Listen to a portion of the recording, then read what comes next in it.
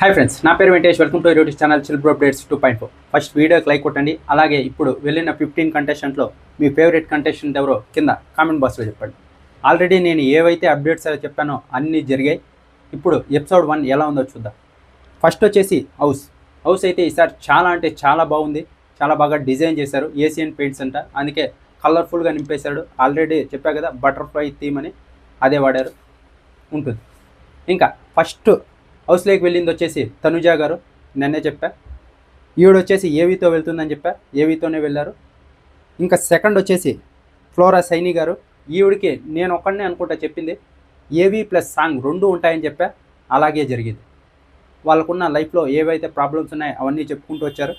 అవన్నీ ఇంతవరకే చూడాలి, కానీ నెక్స్ట్ ఏదైతే గేమ్ ఉంటుందో ఏ కంటెస్టెంట్కైనా సరే వాళ్ళు ముందర నెగిటివ్ ఉన్ని పాజిటివ్ ఉన్ని అది అంతవరకే ఉండాలి. కానీ మనం గేమ్, బిగ్ బాస్ గేమ్ ఏదైతే ఉందామో అది వాళ్ళు ఎలా ఆడతారో చూసి అప్పుడు ఓటు వేయాలి. వాళ్ళకి లైఫ్లో ఇన్ని కష్టాలు ఉన్నాయని ఓటు వేయకూడదు. అది మటుకు ఫస్ట్లో గుర్తుపెట్టుకోండి.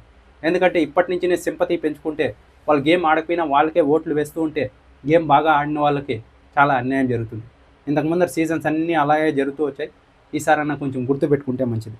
ఇప్పుడు వరకు వాళ్ళు ఏదైతే ఏవి చూపించినా, ఎన్ని కష్టాలు ఉన్నాయో అన్నీ చెప్పినా అవన్నీ విని వదిలేయాలంతే. వాళ్ళు ఎలా అయితే గేమ్ ఆడతారో దాన్ని చూసి ఓటు వేయాలి. ఇంకా థర్డ్ కంటెస్టెంట్ వచ్చేసి పవన్ కళ్యాణ్. చెప్పాను కదా, ఓట్స్ నుంచి కొందరు, జడ్జెస్ నుంచి కొందరు అని. పవన్ కళ్యాణ్ అయితే మనం వేసిన ఓట్స్ బట్టి హౌస్లోకి వెళ్ళాడు. కొంతమంది అయితే కామెంట్స్లో అంటున్నారు, వాళ్ళైతే సాంగ్ పర్ఫార్మెన్స్ చేశారు, ఏవీ లేశారు, మన వాళ్ళకి ఏమీ లేకుండా కామనర్స్కి అట్లే పంపిస్తున్నారు, ఇది అన్యాయం కాదని. 15 ఎపిసోడ్లు బీబీ అగ్ని పరీక్షలో 15 ఎపిసోడ్లు చూసాం వాళ్ళని. ఇంతకంటే పబ్లిసిటీ ఇంకెక్కడన్నా ఉంటుందా? చెప్పాలంటే వీళ్ళకే ప్లస్. బీబీ అగ్ని పరీక్షలో ఎవరున్నారు, వాళ్ళకి ఓట్ బ్యాంక్ క్రియేట్ అయింది. వాళ్ళు మనకు ఎలా ఆడతారో తెలుసు. ఇంకా సెలబ్రిటీస్కి అన్యాయం జరిగింది అనాలి, కానీ వీళ్ళకి అన్యాయం జరిగిందని మటుకు అనకూడదు. ఆల్రెడీ నేను చెప్పా కదా, ఇప్పుడు మన కామనర్స్ ఎవరైతే హౌస్లోకి వెళ్తారో వాళ్ళే ఓనర్స్ అవుతారు, సెలబ్రిటీస్ టెనెట్స్ అవుతారని. ఇప్పుడు అలాగే జరిగింది. ఇప్పుడు ఆ లెక్కన ఎవరికి, వీళ్ళకే ప్లస్, కానీ వాళ్ళకి అన్యాయమే జరుగుతుంది.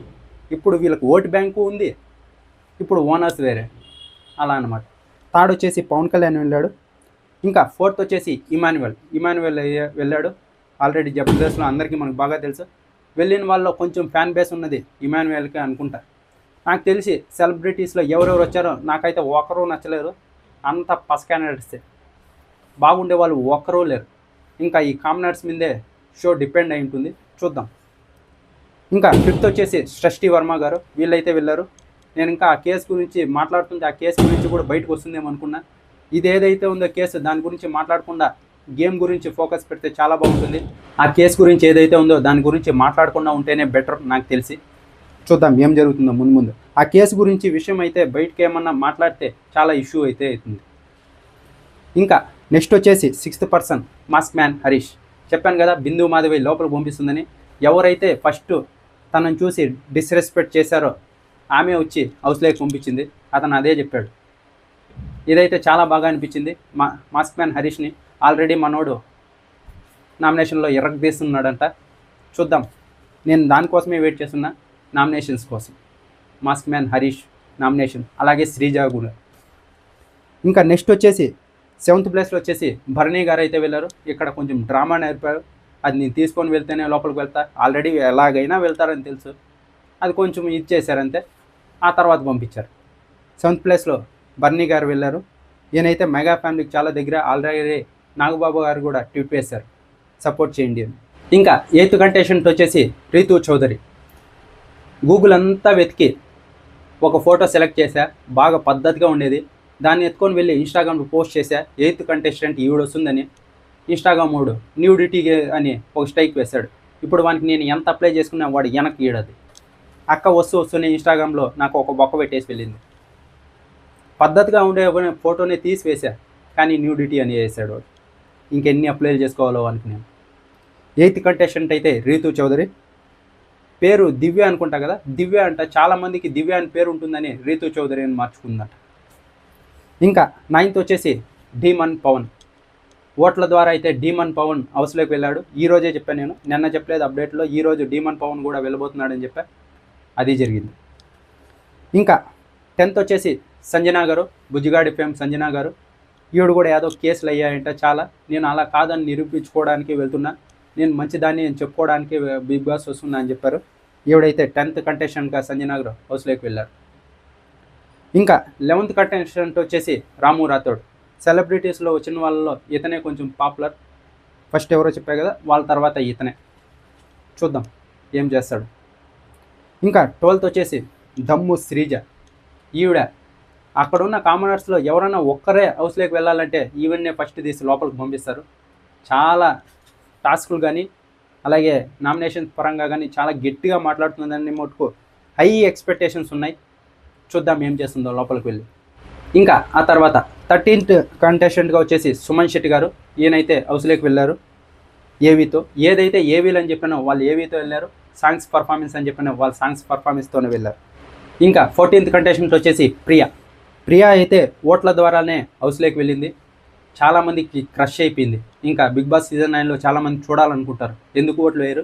ఖచ్చితంగా నామినేషన్లోకి వచ్చినా కూడా సేవ్ అవుతుంది, ఎందుకంటే చాలామంది ఫ్యాన్ పేజెస్ ఆల్రెడీ క్రియేట్ చేసుకున్నారు కూడా క్రష్ అని. ఇంకా 15th కంటెస్టెంట్ ఇంతటితో షో అయిపోయింది. ఇంకెవరూ లేరని నాగార్జున గారు వెళ్ళిపోతుంటే అంతలోపలే శ్రీముఖి పరిగెత్తుకొని వచ్చి సార్ ఇంకొకరిని పంపిద్దాం సార్ అంది. నేను ఇంకా అభిజిత్ వస్తాడనుకుంటే అభిజిత్ బిజీగా ఉన్నాడు అనుకుంటా, అందుకే శ్రీముఖి వచ్చింది. ఇద్దరు డెసిషన్ నేనే చెప్తాను. నేనైతే నాగప్రశాంత్ని లోపలికి పంపిస్తారనుకున్నా. అభిజిత్ వచ్చింది వింటే ఒకవేళ నాగప్రశాంత్ నన్న లోపలికి దోసేవాడు. మనీష్ కంటే నేను ఇప్పుడు చెప్తా, మనీష్ కంటే నాగప్రశాంత్ చాలా పర్ఫార్మెన్స్ ఇచ్చాడు. టాస్కుల పరంగా కానీ ఎంటర్టైన్మెంట్ పరంగా కానీ చాలా అంటే చాలా బెటర్ నాగప్రశాంత్. మనీష్ అసలుకి ఏం చేశాడు, లాస్ట్ 3 ఎపిసోడ్స్ కూడా ఏం చేశాడో నాకైతే తెలియదు. నాగప్రశాంత్ అయితేనే నాకైతే చాలా బాగుండేది అనిపిస్తుంది. చూద్దాం వైల్డ్ కార్డులో పంపిస్తారో లేదో. వైల్డ్ కార్డులో కన్ఫామ్గా ఉంటాడని నేను నాగప్రశాంత్ అనుకుంటున్నా. ఇంతవరకు నాగపాము కాటు వేసింది అని వీళ్ళందరికీ కాదు, ఇప్పుడు జడ్జెస్ అందరూ కలిసి నాగప్రశాంత్కి వేశారు కాటు. అంత ఎంకరేజ్ చేసి కరెక్ట్గా బిగ్ బాస్లోకి పంపించే వీళ్ళ చేతుల్లో ఉంది. అతన్ని పంపించకుండా మర్యాద మనీష్ని దోశారు లోపలికి. ఇంకోటి ఏంటంటే బిగ్ బాస్లో ఏ హడావుడి లేకుండా సింపుల్గా అవగొట్టేశారు. నాకైతే ఇలా ఉండేదే ఇష్టం అనిపించింది. అనవసరమైన డ్యాన్స్ పర్ఫార్మెన్స్లు పెట్టి గంటలు చేసి యాడ్లు కూడా ఎక్కువ వేయలేదు. నేను డిస్నీ ప్లస్ హాట్‌స్టార్లో చూసా, యాడ్లు కూడా ఎక్కువ వేయలేదు అంతగా. ఒక్క 20 సెకండ్ల పాటు యాడ్ వేస్తూ దగ్గర ఒక 2.5 గంటల్లోనే షో అవగొట్టేశారు. ఇలాగైతేనే బాగుంటుంది. అనవసరమైన హడావుడి అయితే చేయలేదు. ఇలా అయితే ఫస్ట్ ఎపిసోడ్ ముగిసింది. ఇంకా నామినేషన్స్ కూడా జరుగుతున్నాయని మాస్క్ మ్యాన్ అదరగొడుతున్నాడు. ప్రియా ఏడ్చింది అని కూడా ఉంది. చూద్దాం, ఇంకా నామినేషన్ జరుగుతున్నాయి. ఫుల్ క్లారిటీ వచ్చినాక నాకు తెలిసి రేపు మధ్యాహ్నానికి నామినేషన్ అప్డేట్ ఇస్తా.